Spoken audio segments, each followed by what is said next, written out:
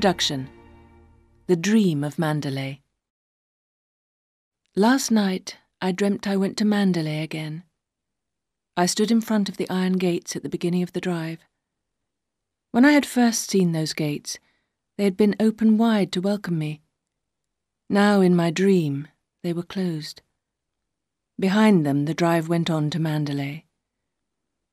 In my dream I was able to pass through the closed gates. I walked up the long winding drive. The trees and flowers grew near to the drive and grass almost covered it. As I came to the last bend of the drive, I felt the old excitement. I was near to Mandalay again. At last I could see Mandalay. The old house was as beautiful as ever. It was moonlight in my dream. The pale light shone on the windows and grey stone walls of the old house. And in my dream I saw the sea. It was silent and smooth as glass. For a moment the house seemed full of light. I thought that we were living there, happy and secure. The moonlight shone more clearly. Now I saw that Mandalay was an empty shell. Only the grey stone walls remained standing. No one would ever live there again. We would never live there happily, Maxim and I. We would never live there free of Rebecca, free from thoughts of the past. I woke up.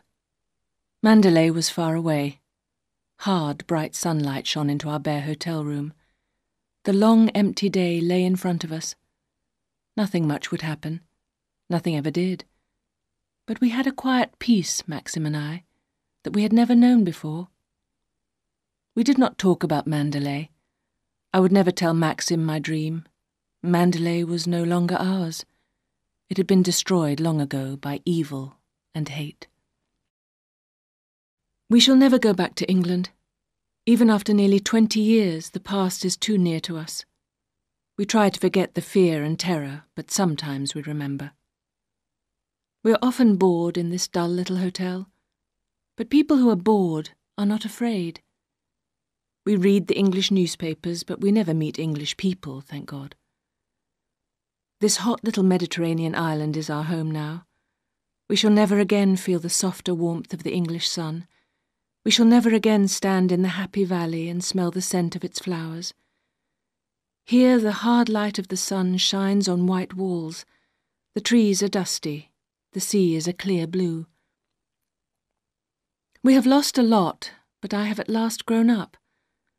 I am very different from the shy, frightened girl who first went to Mandalay. The fear and the terror made me a woman. A dull woman, perhaps, but I am with my husband, and he is all I need. Sometimes I see a strange, lost look in Maxim's eyes. I know that his thoughts are far away. Then he sits quiet and still in his chair. After a time, he begins to talk. We talk about anything in order to forget the past. We have both known fear. We have both known pain and loneliness. That is all over now. Mandalay has been destroyed. But we are still alive, and we are both free.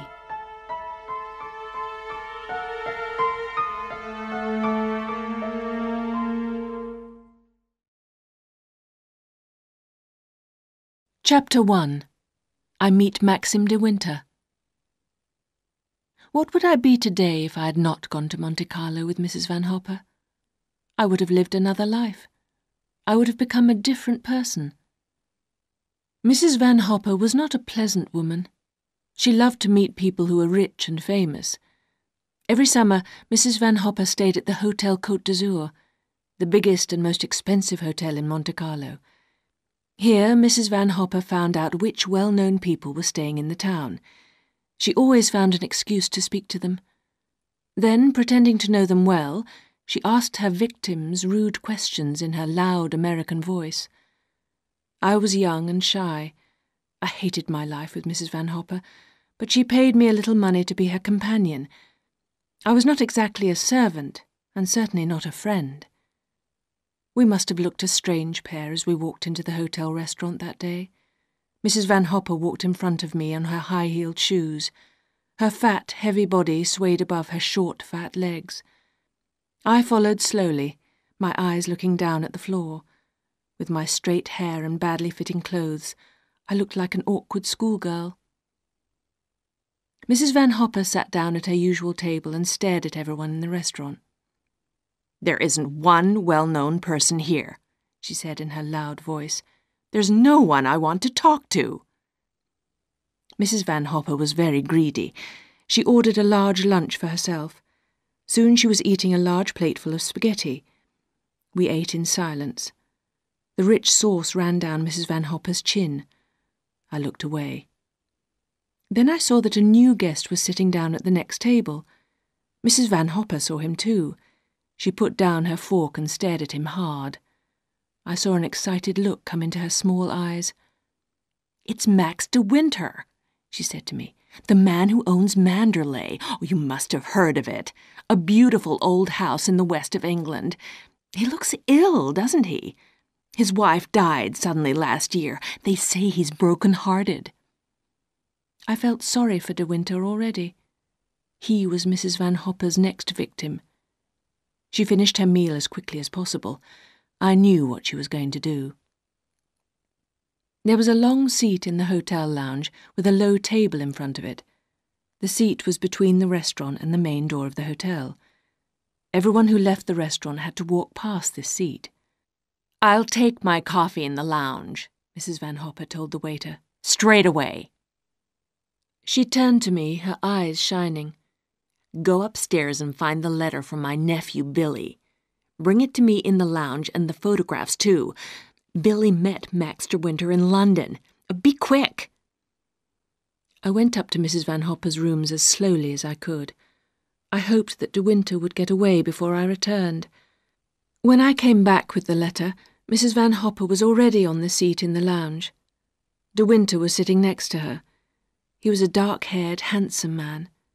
His face was pale and his dark eyes had a sad, lost look. De Winter stood up politely as I gave Mrs. Van Hopper her letter. "Mr. De Winter is having coffee with us. Go and ask the waiter for another cup," Mrs. Van Hopper told me. "No, you are my guests," said De Winter. He called the waiter. In a moment, De Winter was sitting on a small chair, and I was next to Mrs. Van Hopper on the long seat. "I recognized you at once," Mrs. Van Hopper said. "I met you at my nephew's party in London. But I don't suppose you remember an old woman like me." And Mrs. Van Hopper gave De Winter one of her biggest smiles. "You are wrong. I could never forget you," said De Winter in a cold, hard voice. "Billy's on holiday now," Mrs. Van Hopper went on. "He loves traveling, but if he had a home like Mandalay, he would never leave it. People say that Mandalay is one of the most beautiful houses in England. I wonder what you're doing here in Monte Carlo." For a few moments there was silence. Then De Winter spoke. "Mandalay was looking very lovely when I came away." There was another silence. De Winter had not answered Mrs. Van Hopper's question. She was not silent for long, of course. She started to tell De Winter all the unpleasant gossip of Monte Carlo. After his moment of rudeness, De Winter listened to her politely. I looked down at the floor and tried not to hear Mrs. Van Hopper's loud voice. At last she had to stop. A waiter came up to her with a message. Mrs. Van Hopper's dressmaker was waiting for her upstairs. De Winter stood up at once. "You mustn't keep your dressmaker waiting," he said. Mrs. Van Hopper smiled. "You must have a drink with me," she said. "Why not tomorrow evening? I'm having a few friends." "I'm sorry," De Winter said quickly. "I shall be away all day tomorrow. If you will excuse me." He turned and walked out of the lounge. "What a strange man Max de Winter is," said Mrs. Van Hopper when we were standing in the lift. "He left so suddenly. But he is certainly an attractive man. By the way, dear, you were rather rude to him. You must look at people when they're speaking. You're not a child, you know." Mrs. Van Hopper was soon busy with her dressmaker. I sat on a window seat, looking at the bright day outside. I could not go out. Some of Mrs. Van Hopper's friends were coming to tea. They were fat, rude women like herself. My job was to talk to them, light their cigarettes, and tidy the room after they had gone. There was a knock on the door. A waiter came in with a note in his hand. "Madame is in the bedroom," I told him. But the note was for me. There were a few words in an unknown handwriting. "Forgive me. I was very rude after lunch." The note was not signed, but I knew it was from De Winter. "Is there an answer?" the waiter asked me. I looked up. No answer," I said. After the waiter had gone, I put the note in my pocket. Mrs. Van Hopper called me from her bedroom. I got up slowly, thinking about De Winter and about Mandalay.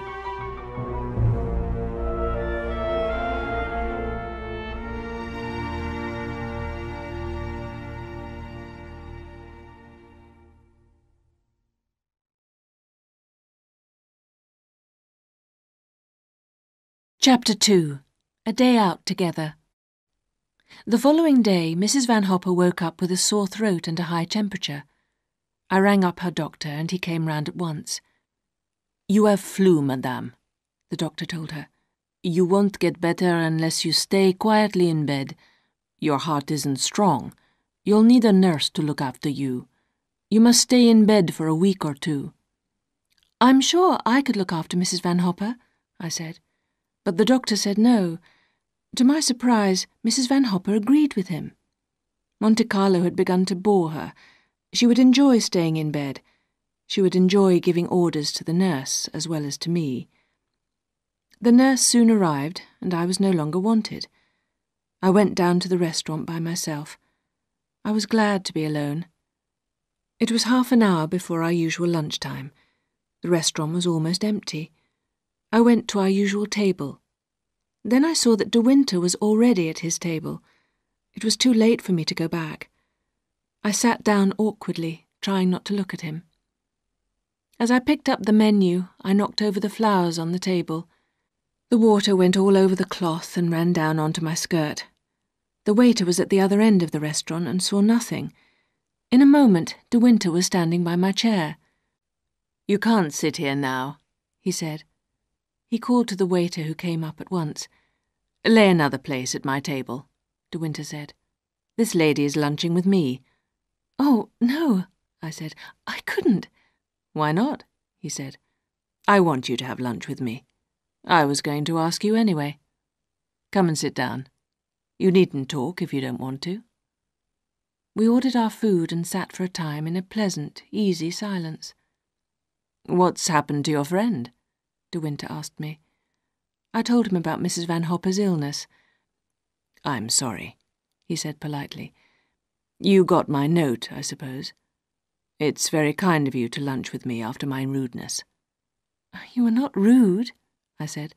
"At least, she did not think you were. She is always so curious about anyone important." "Important? Why does she think that I'm important?" De Winter asked. "I think it's because of Mandalay," I said. He did not answer. I felt that he did not want to talk about his home. "Your friend is very different from you," he said at last. "And she's much older than you, too. Is she a relation?" "Mrs. Van Hopper is not my friend," I said. "I work for her. I have to. I need the money. I have no family, and there is nothing else I can do." De Winter asked me more questions about myself. I forgot my shyness. I told him about my father, who had been a painter. I talked about my mother and her great love for my father. When my father had died very suddenly, my mother had lived only a few weeks after him. I suddenly realized that we had been sitting at the table for more than an hour. I began to apologize. "But I've enjoyed this hour so much," De Winter said. "We are alike in some ways. We are both alone in the world. I have a sister, but that's all." "You forget," I told him, "that you have a home and I have none." "An empty house, even a very beautiful one, can be lonely," De Winter said. I thought for a moment that he was going to tell me about Mandalay, but instead he said, "Well, I suppose you have a holiday this afternoon. What are you going to do?" I told him that I was going to do some sketching. I wanted to draw some of the old houses in a nearby town. The bus left at 2:30. "I'll drive you there in my car," De Winter said. "Go upstairs and get your coat." I got my things very quietly. I did not want Mrs. Van Hopper to hear me. I ran down the stairs, holding my gloves in one hand. I felt excited and grown up. I did not feel shy with De Winter. He enjoyed my company. He had asked me to go out with him in his car. We soon reached the place where I wanted to sketch, but the wind was too strong. It blew the paper away. We got into the car again and drove on up the steep mountain road. Then suddenly the road came to an end. De Winter stopped the car at the very edge. Far below us lay the sea. I felt cold and a little afraid. "Do you know this place?" I said. "Have you been here before?" De Winter looked at me as though I were a stranger. He was lost in the past. There was a strange, far-away look on his face. He looked like a man walking in his sleep. "It's getting late. Shall we go home?" I said. Then he looked at me and smiled. "I'm sorry," he said. "I should not have brought you up here. Yes, I have been here before, many years ago." Those years seemed to stretch between us.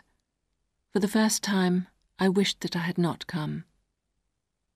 De Winter turned the car carefully and we drove down the twisting road again. The sun was setting now and the air was cold and clear.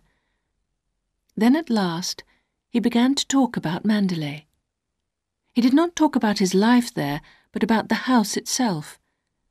He told me about the gardens and the flowers in the woods. He told me about the sea. It was so near that the sound of its waters could always be heard from the house. He told me about a little secret valley close to the sea. This little valley, hidden away from the world, was full of the scent of flowers. Then we were back in Monte Carlo. We drove slowly through the brightly lit streets towards the hotel. I took my gloves from the shelf of the car. There was a book there. I looked at it, trying to read the title. "You can take the book and look at it if you like," De Winter said. I was glad, and I held the book tightly in my hand. I wanted to have something of his now that our day was over. "Out you get," he said. "I must put the car away. I won't see you tonight. I shall be out. But thank you for today." I walked slowly up the hotel steps. I felt like a child going home after a party. I thought of the long hours to bedtime. I could not meet Mrs. Van Hopper and answer the endless questions. I went into the lounge and ordered tea. The waiter brought me tea that was nearly cold. The sandwiches were dry, but I ate them without thinking. In my mind I was with Max de Winter at Mandalay. If he loved his home so much, why had he left it? I picked up the book he had given me. It was a book of poems. On the front page there was some writing, hard, clear writing in black ink. Max, from Rebecca, 17th of May. The name Rebecca stood out black and strong. The R was tall, much bigger than the other letters. I shut the book quickly. I remembered what Mrs. Van Hopper had told me about De Winter's wife. "It was dreadful," she had said. "Her death was in all the newspapers. They say he never talks about it, never says her name. Rebecca was drowned, you know, in the sea near Mandalay." I stood up slowly, the book in my hand. I walked unhappily to the lift and back to Mrs. Van Hopper.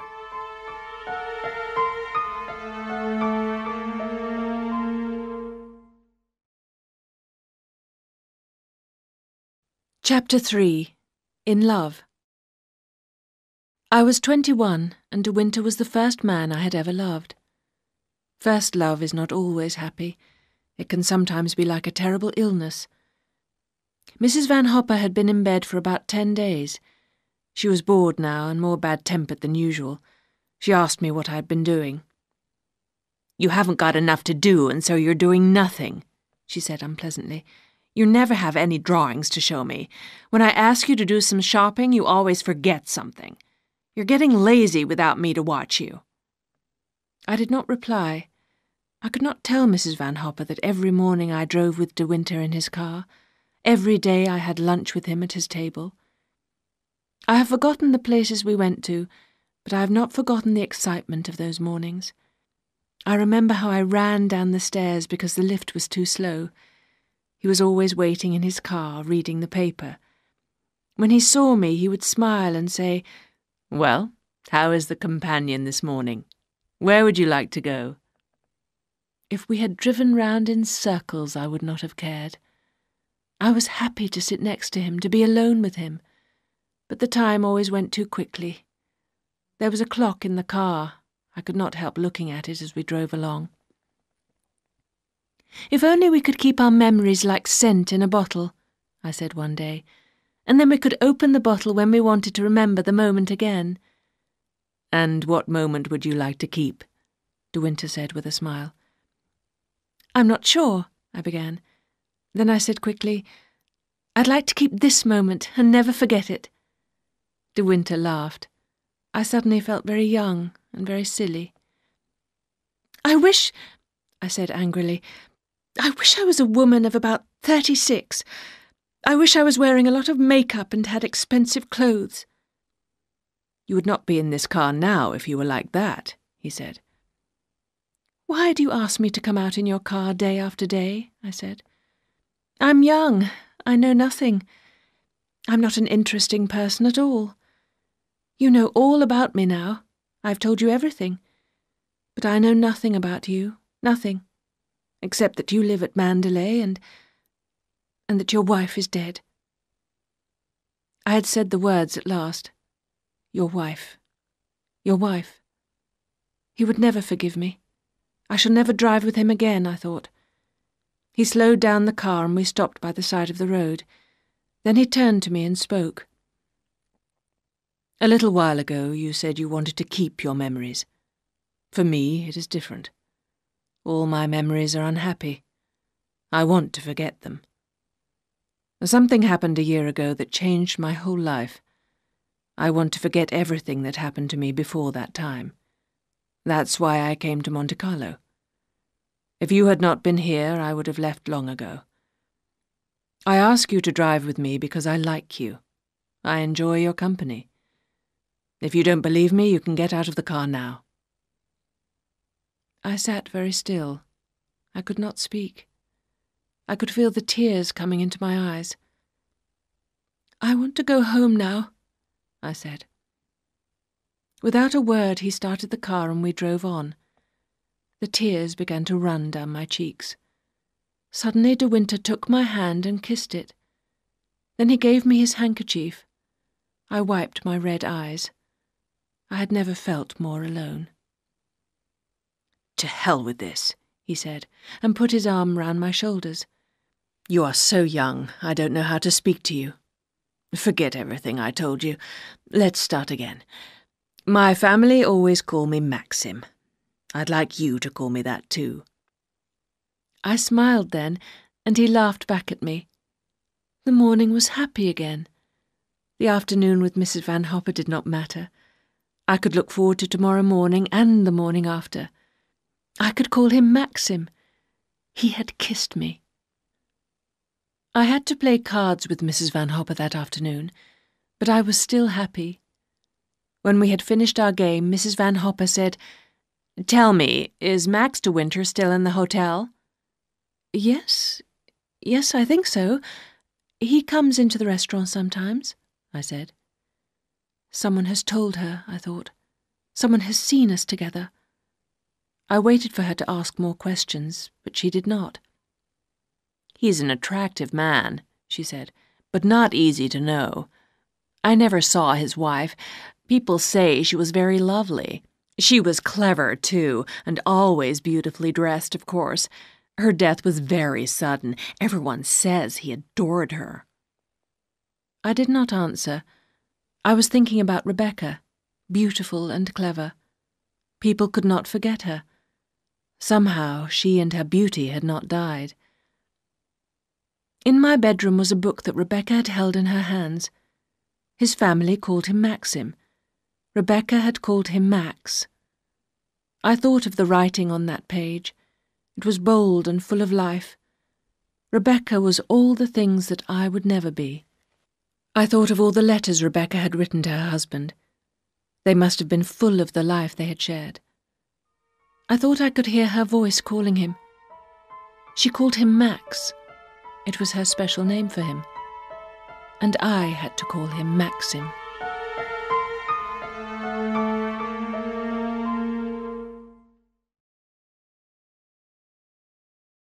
Chapter 4. I Leave Monte Carlo. 2 days later, everything had changed. Mrs. Van Hopper and I were ready to leave Monte Carlo. All the trunks and bags were packed. All the drawers and cupboards were empty. Mrs. Van Hopper had read a letter from her daughter at breakfast. "Helen is sailing for New York on Saturday. Her child's ill. We're going too. I'm tired of living here. How would you like to see New York?" The thought of leaving Monte Carlo and Maxim de Winter was a terrible one. My unhappiness must have shown on my face. "What a strange child you are," Mrs. Van Hopper said. "I can't understand you. I thought you didn't like Monte Carlo." "I've got used to it," I said. "Well, you'll have to get used to New York, that's all. We're going on the same boat as Helen. You'll have to arrange everything at once. Go down to the hotel office now. You'll be too busy to feel unhappy." She laughed unpleasantly at my sad face. She walked over to the telephone. She wanted to tell everyone that she was leaving.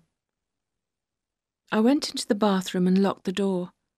I wanted to be alone for a few minutes. My happiness was at an end. By tomorrow evening I should be on the train.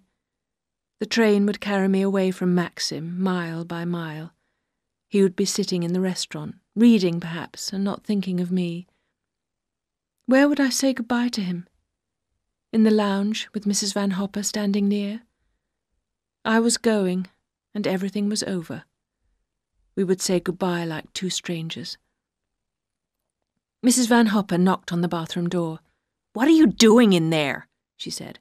"There's no time to dream this morning. There's too much to be done." I washed my face with cold water and came out of the bathroom at once. I spent the rest of the day packing and arranging the journey. In the evening, Mrs. Van Hopper's friends came to say goodbye. We had dinner upstairs, and Mrs. Van Hopper went to bed early. I had not seen Maxim all day. I went down to the lounge at 9:30. A waiter saw me. He knew who I was looking for, of course. "Mr. de Winter is out this evening," he told me. "He will not be back before midnight."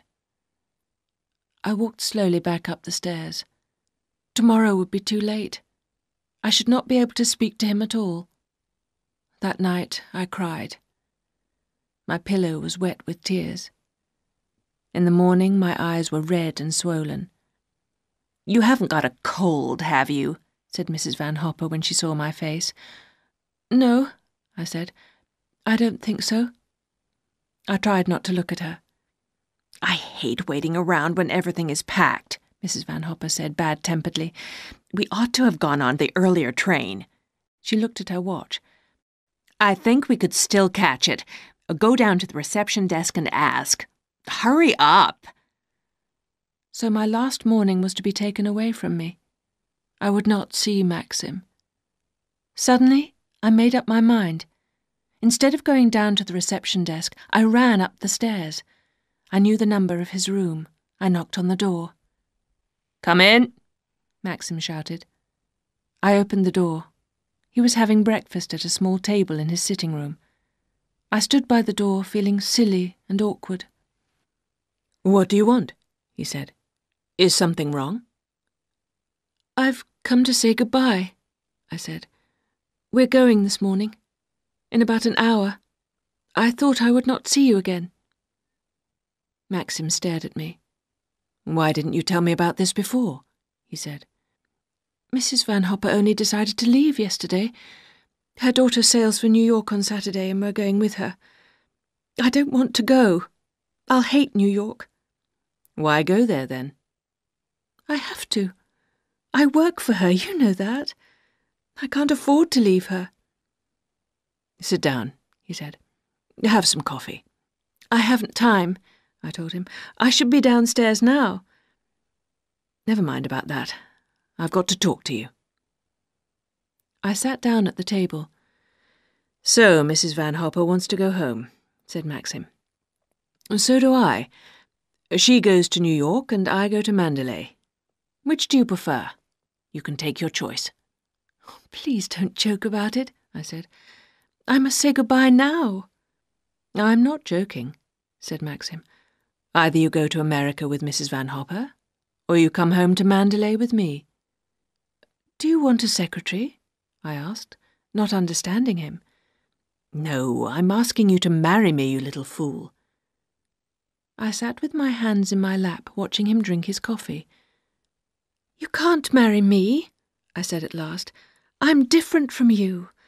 I don't belong to your kind of world. I don't belong to a place like Mandalay. What do you know about Mandalay? Maxim said. I want you to marry me. Are you going to? I sat there staring at him. I could not think clearly. The idea doesn't seem to please you, Maxim said. I'm sorry. I thought you loved me. I do love you, I said. I do. I've been crying all night. I thought I would never see you again. When I said this, Maxim laughed and put his hand over mine. One day I'll remind you of those words. It's a pity you have to grow up, he said. Was Maxim laughing at me? Was it all a joke? He saw the look on my face. I haven't done this very well, have I? Maxim said. Men don't usually propose at breakfast, but I'll take you to Venice for our honeymoon. We'll travel round Italy for a time. Then in the spring we'll go back to Mandalay. I want to show you Mandalay so much. Maxim wanted to show me Mandalay. Suddenly I believed everything. I would be Maxim's wife. We would walk in the gardens of Mandalay together. We would walk through that hidden valley to the sea. Mrs. De Winter. I would be Mrs. De Winter. Am I going to tell Mrs. Van Hopper, or are you? Said Maxim with a smile. I had forgotten all about Mrs. Van Hopper. You tell her, I said. She'll be so angry. We got up from the table and walked out of the room together. Maxim took my hand. I'm 42, he said. That must seem very old to you. Oh, no, I said. I don't like young men. I was still afraid that Maxim would change his mind. We came to the door of Mrs. Van Hopper's rooms. I think I'll talk to her alone, Maxim said. I'll tell her we are getting married very soon. We'll have a quiet wedding. Everything can be arranged in a few days. Of course, I said. I don't want a lot of fuss. I opened the door. Is that you? Called Mrs. Van Hopper. Where have you been? What have you been doing all this time? I did not know whether to laugh or cry. Maxim walked towards the sitting room. I'm afraid it's all my fault, he said, and then he shut the door. I went into my bedroom and waited. I wondered what Maxim was saying to Mrs. Van Hopper. Was he saying, I love her, I want to marry her at once? Love. Maxim had not said anything to me about love. He had said we would get married, but he had not said that he loved me. He had loved Rebecca, of course. How could he love me after her? I would be a companion for him, someone to make him laugh, perhaps. The book of poems was beside me on the bed. I opened it. I read again. Max, from Rebecca. She was dead, but the writing still looked fresh and alive. I took some scissors and cut the page out of the book. I tore up the page. I lit a match and set fire to the pieces. The paper twisted, blackened, and turned to ashes. The letter R was the last to be burnt. Then the flame destroyed it. I washed my hands. I felt better. Much better now. As I stood there, the door opened and Maxim came in. Everything is all right, he said. She could not speak at first. She was too surprised. Go in and talk to her. I'm going downstairs to arrange about her train. I don't want her to come to the wedding." Maxim was smiling, but he said nothing about being happy. He said nothing about love. I walked slowly into Mrs. Van Hopper's bedroom. She was standing by the window, smoking a cigarette. She turned round and looked at me carefully. "Well," she said, "you are more clever than I thought. How did you do it?" I did not know what to say. Mrs. Van Hopper was smiling, but there was no kindness in her smile. "It was lucky for you that I was ill," she said. "You certainly made the most of your time. He tells me that he wants to marry you in a few days. Well, I can't stop you. He's much older than you know." "He's only 42, I said. "I know what I'm doing." Mrs. Van Hopper looked at me again with the same unpleasant smile. "I hope you do. You won't find it easy to look after Mandalay. You haven't any experience and you're too shy. Max de Winter is very attractive, of course, but I think you're making a big mistake." I did not say anything. I was young and shy, I knew that. But I was going to be Mrs. de Winter. I was going to live at Mandalay, and I was going to make Maxim happy. Mrs. Van Hopper put out her cigarette. She walked slowly towards me. "Of course," she said, "you know why he's marrying you, don't you? He's not in love with you. The truth is he's lonely by himself at Mandalay. He can't live in that empty house without Rebecca. He's marrying you because he can't go on living there alone."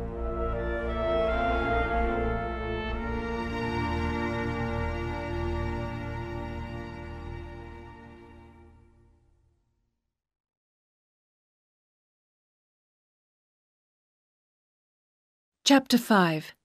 I Come to Mandalay. We came to Mandalay early in May. It was the best time of year, before the heat of summer. When we left London, it was raining hard. I remember Maxim saying, "This is London rain. The sun will be shining for you when we come to Mandalay." He was right. Long before we reached Mandalay, there was blue sky over our heads. I was glad to see the sun. I welcomed it as a sign of happiness. "Feeling better?" said Maxim, looking at me. I smiled at him and took his hand. It was so easy for Maxim. He was going back to his own home. But for me, everything was new and strange. I was going to Mandalay for the first time, and I was going there as the second wife of Maxim de Winter. "Only 2 more miles," said Maxim at last. "Can you see those trees on the hill in front of us? Mandalay is in the valley beyond those trees." I tried to smile, but suddenly I felt lonely and afraid. I was like a child on her first day at school. Turning a corner, we came to a crossroads and the beginning of a high wall. "Here we are," Maxim said. "Mandalay at last." I could hear the excitement in his voice. The road turned again. On the left were 2 high iron gates, and beside them a small lodge. The gates were wide open for us. People were looking out of the windows of the lodge. They were looking at me. I sat back in my seat. I wanted to hide from their curious eyes. "You mustn't mind if people stare at you," Maxim said. "They are all very interested in you. Don't worry. Be yourself, and everyone at Mandalay will love you. Mrs. Danvers looks after the house. She's been housekeeper here for years. Leave everything to her. She may be rather strange at first, but don't worry about that. She will soon get used to you." We were going along the drive now that led up to the house. The drive turned and twisted like a snake. The tall trees met over our heads. Only a little sunlight came through their thick branches. Everything was very quiet. On and on we went. Then suddenly the trees came to an end. The sun shone again. Beautiful high bushes covered with bright red flowers stood on either side of us. We were not far from the house now. The drive widened. We turned the last corner, and there was Mandalay. The old house was perfect. It was built in a small hollow, and its grey stones glowed in the sunlight. Smooth green lawns surrounded the house. Beyond the lawns were gardens, and beyond the gardens, the sea. Maxim drove up to the wide stone steps and stopped the car in front of them. At the top of the steps, a big door stood wide open. I saw that the hall beyond was full of people. I could see their faces all turned towards us. I was suddenly shy and afraid again. "What's the matter?" I said. "Who are all those people?" "I'm sorry," Maxim said. "This must be Mrs. Danvers' idea. Everyone who works at Mandalay is here. Don't look so frightened. You won't have to say anything. I'll do it all." An old man with a kind face came down the steps. "Well, here we are, Frith," said Maxim. "Everyone well?" "Yes, thank you, sir," said Frith. "We are all very glad to see you at home again. We hope you're well. And Madam, too, of course." "Yes, we are both well, thank you, Frith. But we're tired from the drive and we want our tea. I didn't expect all these people." "Mrs. Danvers' orders, sir," said Frith. "I thought so," Maxim said. "Come on," he said to me. "It won't take long, and then you can have your tea in peace." We went together up the wide stone steps. Inside the open door, the servants stood in 2 lines. A tall, thin woman, dressed in black, came towards us. Her pale, thin face was hard. There was no welcome in her dark eyes. The hand she placed in mine was cold and heavy, like something dead. "This is Mrs. Danvers, our housekeeper," said Maxim. The woman began to speak in a cold, lifeless voice. I remember nothing of what she said. I suppose she was welcoming me to Mandalay. As I thanked her, Mrs. Danvers looked at me with her hard, dark eyes. I dropped my gloves on the floor, and Mrs. Danvers picked them up with a twisted little smile on her lips. She could see that I was awkward and shy, and a little afraid of my new life at Mandalay. Maxim noticed nothing. He thanked Mrs. Danvers quickly and took me into the library for tea. We were alone at last. A dog ran up from the fireside to greet us. He went first to Maxim, and then sat down beside me. I was glad of the dog's friendly welcome. The library was a large, comfortable room. Its walls were covered with books from the floor to the ceiling. Comfortable chairs stood on either side of a great open fireplace. From its long windows I could see the lawns, and beyond the lawns the sea. There was a quiet peace in the room. It was a place for rest, for reading, and for quiet thinking. Tea was brought to us by Frith and a younger servant. There was a special table and a snow-white cloth to cover it. The teapot and kettle were of silver, and the china was very fine. There were sandwiches, bread and butter, and several kinds of cake. There was far too much food for 2 people, but this was the tea served at Mandalay every day. Maxim sat in a chair by the fire reading the letters that had been waiting for him. Now and again he looked up at me and smiled. I leant back in my chair, drinking my tea and trying to feel at home. It was true. Mandalay was my home now. My home and Maxim's. But somehow I still could not believe it. My thoughts were interrupted by the opening of the door. It was Frith. "Excuse me, madam," he said. "Mrs. Danvers asked if you would like to see your room." Maxim looked up from his letters. "What do the rooms in the East Wing look like now?" he said. "Very nice indeed, sir," Frith replied. "I think you will be very comfortable there." "Have you been making changes?" I asked. "Oh, nothing much," said Maxim. "They've been getting the rooms in the East Wing ready for us. There's a lovely view of the rose garden from there. You go and make friends with Mrs. Danvers. I'll come up later." I got up slowly and went out with Frith into the hall. I did not want to be alone with Mrs. Danvers. The hall seemed very big, and my footsteps sounded very loud on the stone floor. Mrs. Danvers was standing at the top of the wide flight of stairs. Her dark eyes watched me as I walked slowly up the stairs towards her. I hope I haven't kept you waiting, I said. It is my duty to wait for you, madam, Mrs. Danvers said. I'm here to carry out your orders. She led me along a wide passage. We passed through doors and up and down wide stairs.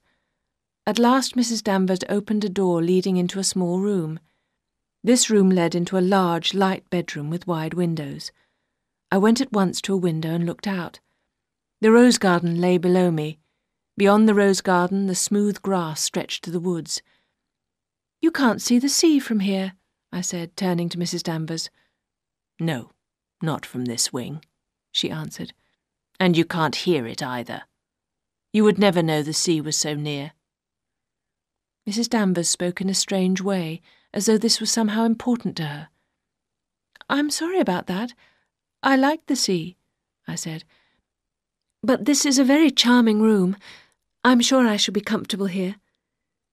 Mr. De Winter gave very careful orders in his letter about this room. The rooms here have been specially arranged for you. "Then this was not his bedroom before?" "Oh, no, madam. He has never used this room." There was silence. I did not know what to say. I wished Mrs. Danvers would go away. "I suppose you have been at Mandalay for many years," I said. "Yes, madam. I came here when the first Mrs. De Winter was a bride." Her voice was suddenly harsh. There was some colour in her pale face now, and for a moment I saw a look of hatred in her eyes. "Mrs. Danvers," I heard myself saying, "I hope we shall be friends. This sort of life is new to me. I do want to make Mr. De Winter happy. I know I can leave the housekeeping to you. I shan't want to make any changes." "Very well," she said. "I hope you will be satisfied. I have been looking after the house for the past year. When the late Mrs. De Winter was alive, there were lots of parties and visitors, of course. She liked to look after everything herself." "I would rather leave it to you, Mrs. Danvers," I said, "and I'm sure we'll be very comfortable in these rooms." "Mr. De Winter said you would rather be on this side of the house. They used the rooms in the west wing when Mrs. De Winter was alive. The windows there look down to the sea." There was a sound outside the door, and Mrs. Danvers stopped talking. Maxim came into the room. "Well, what do you think?" Maxim said to me. "I hope you like the rooms. I think you've done very well, Mrs. Danvers." "Thank you, sir," she said. Then she turned and went quietly out of the room. Maxim walked to the window. "I love the rose garden," he said. "There's something very quiet and peaceful about this room. How did you get on with Mrs. Danvers? She's a strange woman in many ways. I think that some of the young servants are afraid of her." "I expect we'll get on well when she knows me better," I said. "She may not like me at first, of course." "Not like you? Why shouldn't she like you?" said Maxim, and he came across the room and kissed me gently. "Let's forget about Mrs. Danvers," he said. "Come along, and I'll show you Mandalay." I felt happier as I walked through the house with Maxim. We looked at the pictures in the long gallery, and at most of the rooms downstairs. Maxim put his arm round my shoulder. I began to feel that Mandalay really was my home. After dinner we sat in the library. The curtains were drawn and more logs put on the fire. It was new for us to sit together quietly like this. In Italy we had walked about in the evenings or gone for a drive. Maxim sat in the chair to the left of the fireplace. He picked up the paper. He put a cushion behind his head and lit a cigarette. This is what he always did, I thought. This is what he did before he knew me. It is what he has done every evening for years. Maxim did not look at me. He went on reading his paper. He was comfortable, the master of his house. I poured myself another cup of coffee. I bent down to the dog and stroked its soft ears. Suddenly I shivered, as though a door had opened behind me. Someone else had sat in my chair. Someone else had poured coffee and stroked the dog. I was sitting in Rebecca's chair. I was leaning against Rebecca's cushion. The dog Jasper, came to me because in the past he had come to Rebecca.